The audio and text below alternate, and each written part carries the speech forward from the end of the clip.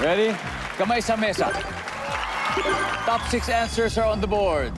Noong hindi pa uso ang gadgets, saan mo nalalaman ang mahahalagang announcements? Go.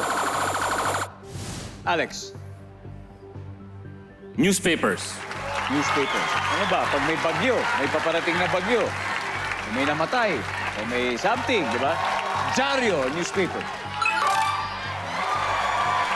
Pwede pa, ilang. Pwede pa natin kunin mas mataas. Nung hindi uso yung mga gadgets, di ba? Ngayon, sa o social media, saan mo nalalaman ang mga mahahalagang announcements? Yung telephone. Telepono. Telephone. Telepono. Tatawag sa'yo. Alam mo ba? O, di ba? Alam mo ba? Ganyan. Nandiyan ba ang telepono? Hop!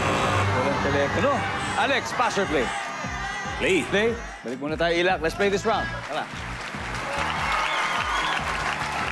Japs, nung di pa uso ang gadget, saan mo nalalaman ang mahahalagang announcements? Sa mga tao, word of mouth. Word of mouth. Survey says...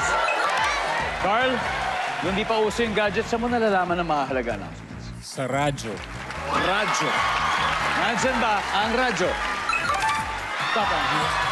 Victor, nung di pa uso gadget, saan mo nalalaman yung mahalaga announcements? TV? Sa TV. Okay, TV. Radyo, TV. Nandyan ba ang TV? Dalawa pa to, Alex. Nung di pa uso gadget, saan mo nalalaman yung mahalaga announcements?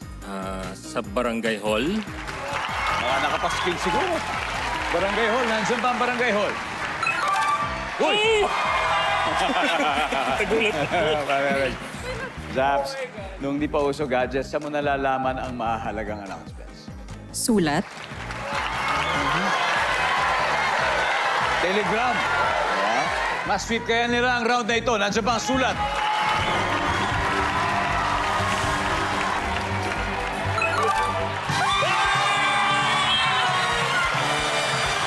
Wow!